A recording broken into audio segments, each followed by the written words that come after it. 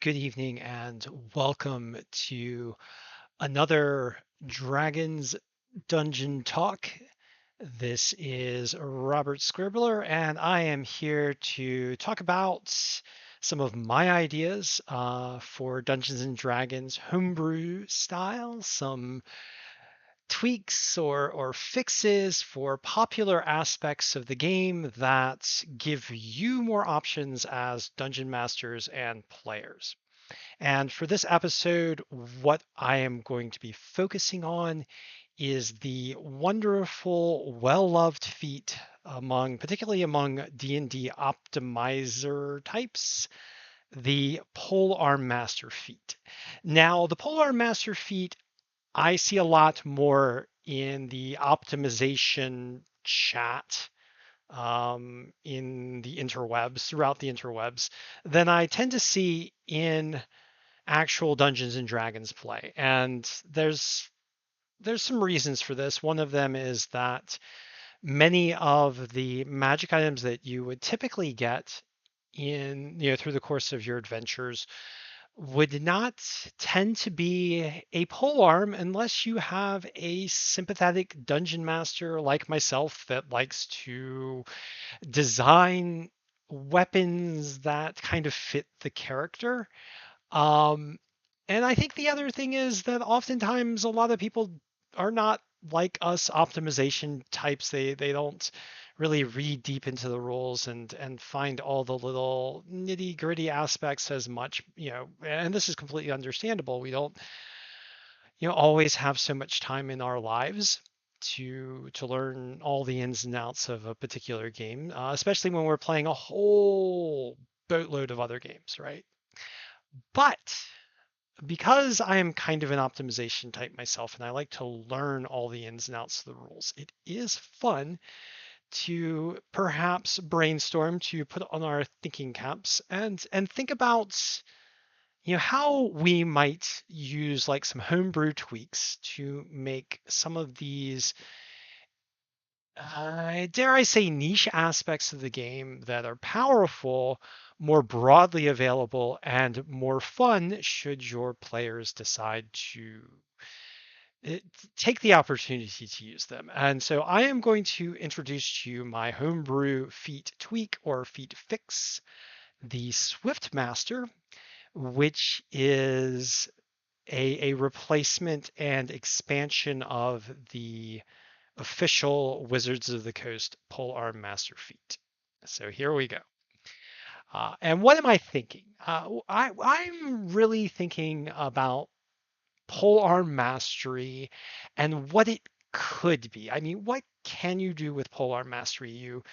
You wield a polearm and you can use the pointy ends or like the spear type end or the slashy end if you're using like a halberd or a glaive to attack your opponents. But you can also use the haft to smash them, and you can tend to use your reach to like reach out and touch somebody a little bit further off if you have access to this feat very effectively because you move really quickly. You get these offhand weapon attacks and off-turn attacks in the form of using your reaction to attack to make opportunity attacks.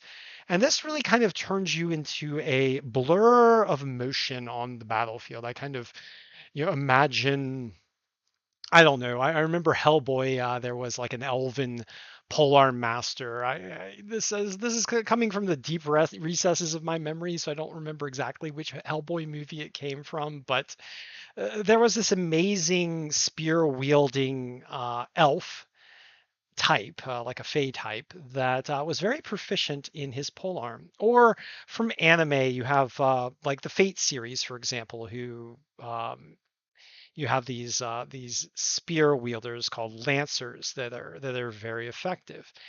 Um, so so I'm thinking about this feat, and it's a really cool feat by itself. But I'm thinking about what what is the aspect that defines this feat is it's like a really quick weapon wielder who has a lot of control over their particular space on the battlefield.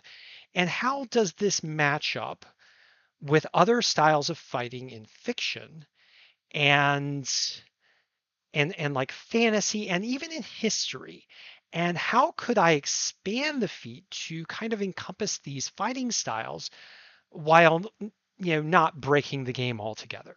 So the weapons that I'm thinking about adding to like Polearm Master are things like the rapier, for example, in a kind of dueling fighting style where your rapier wielder has a really good control over their space around them, both on their turn and on their off turn.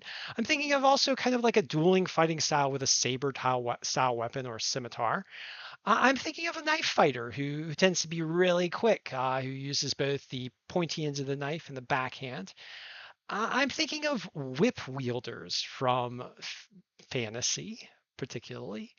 I'm thinking of maybe a hoplite who uses both a spear and a shield and a short sword. And I'm also thinking of maybe the gladiator who uses a trident. So to encompass all of this, it's now no longer just a Polearm Master type feat that I'm thinking about. I instead am thinking about a Swift Master, a swift weapon wielder that is able to produce a number of attacks by focusing on honing their martial ability to use one particular type of weapon with a high level of mastery. All right, so this is what I'm thinking about. Um, and so I just want to ask this rhetorical question. Or just this go through this like rhetorical exploration. In D&D 5e, Polearm Master can only be used with spears, halberds, glaives, quarterstaffs, and pikes. But what if we changed the feat name to Swift Master and added dueling weapons? I mean, is this really too crazy an idea? I mean, I know I kind of went into this early on in the discussion, but I myself personally, I don't really think that this is game breaking to expand this to these kinds of weapons that tend to get a little bit less in the way of feat support and add some fun potential for players to have fun with various styles using a more generalized feat. So, what would a homebrew Swift Master feat, formerly known as the Polearm Master, for D&D 5e look like? And I've got a few slides for you in this series. So like 3 slides. So we have 3 tweaks to this feat. So the first tweak is to the first part of the official Wizards of the Coast feat. When you take the attack action with only a glaive, halberd, quarterstaff, trident, spear, rapier, dagger, short sword, or scimitar, you may use a bonus action to make a melee attack with the opposite end or backhand edge of the weapon. This attack has the same damage modifier as the primary attack, and the weapon's damage die for this attack is a die 4. It also deals either bludgeoning damage, depending on whether or not you're using the haft of a spear or the pommel of a sword, or slashing damage if you're using like the backhand stroke, for example, of a dagger, or possibly an edged rapier, or even the backhand slash of a whip, for example. So you get a little bit more versatility here. You get either bludgeoning or slashing damage, and depending on the weapons, of course, there's a rationale as to whether or not you could use both. I would say with a polearm, you're using the haft, so that's going to be bludgeoning only. But if you're using a rapier, you could probably either use the slashing damage, particularly if you have the edged rapier, or use the pommel or basket hilt, especially if you have like a heavily made basket hilt to just punch your opponents and do that bludgeoning damage. And I really like this because it creates so many options for various types of fighting styles in Dungeons and Dragons 5e. So for the next change, part 2 of our Swift Master feat, formerly known as Polearm Master, uh, This weapon must be wielded in one or two hands with a shield or with your offhand empty. So no great swords with this feat, of course, because it's not included in the weapon type, but also no dual wielding, which we had a homebrew feat for as well. So it does partition out. Now there is definitely some overlap here. I could see some overlap with Great Weapon Master feat, of course, if you're wielding a glaive, which is still usable in traditional rules even without the homebrew feat. But I can also see more of a hoplite who takes the Shield Master feat in addition to this feat to optimize Swift Mastery along with the shield. So I see some options for synergizing with different feats, which is fun and interesting for the game. Now, going on, if your offhand is empty, your movement speed now also increases by 5 feet on your turn when you take the attack action to attack with a weapon. So this gives you yet another option. So say, for example, if you want to play a pure duelist with no shield in your offhand, you get a special benefit by increasing your movement speed by 5 feet when you make an attack, say, for example, with your rapier or your scimitar, which you stylize as a saber.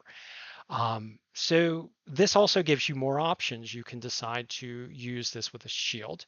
You can decide to use this feat with a two-handed weapon, or you can decide to gain the benefit of some extra speed by leaving your offhand empty. Of course, you lose the defensive value of the shield, which might make you more open to attacks. But say, for example, you're a blade singer and you don't have the option to use the shield anyway, and you want to specialize in rapier use, well, now you're also getting a little bit more mobility, which is pretty cool. So again, some interesting options in my opinion for this new feat tweak. Now, last of all, not too many changes to this last portion of the feat other than just adding some more weapons. While you are wielding a glaive, halberd, pike, quarterstaff, trident, spear, rapier, scimitar, short sword, or dagger, other creatures provoke an opportunity attack from you when they enter the reach you have with that weapon. So again, focusing on that swift use of the weapon to provide that amazing battlefield control. And I can see this as like a riposte, for example, with your rapier or your scimitar. I could see this as just effective use of your weapon to threaten in other cases. I could see this as your like dagger wielder just weaving in and out of the fight very gracefully. So this is my homebrew feat tweak for you for today, the Swift Master. And what are some final thoughts that I have on the benefits of the Swift Master feat tweak for D&D 5e?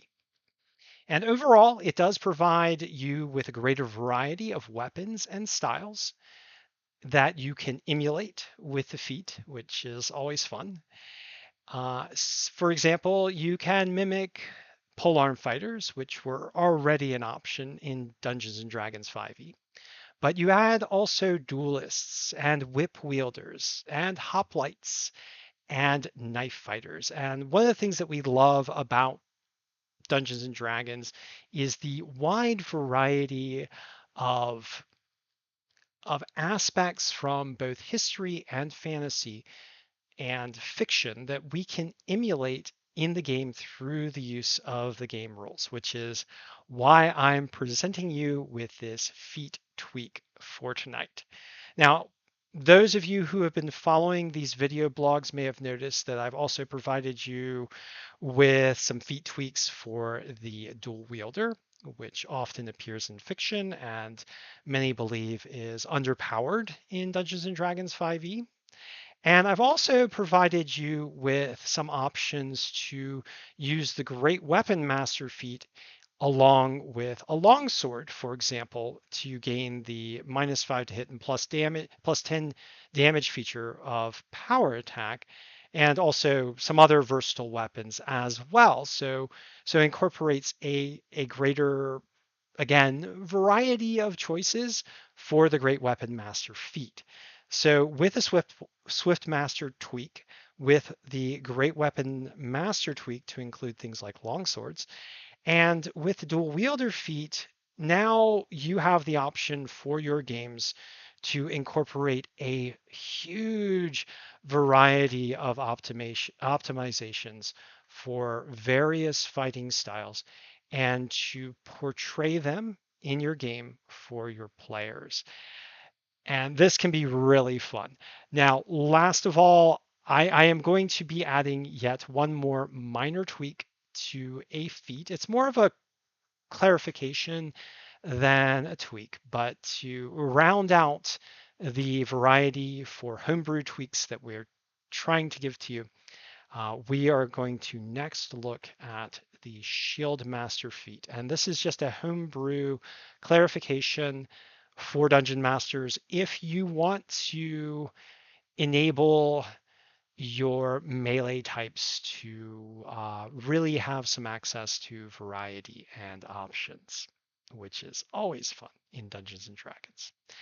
So that concludes our video blog for our homebrew Swift Master, formerly the Polearm Master, from Dungeons and Dragons 5e, a homebrew modification of an official Dungeons and Dragons feat for your use if you decide to use it for fun and variety. So thank you for joining me, and I will be chatting with you all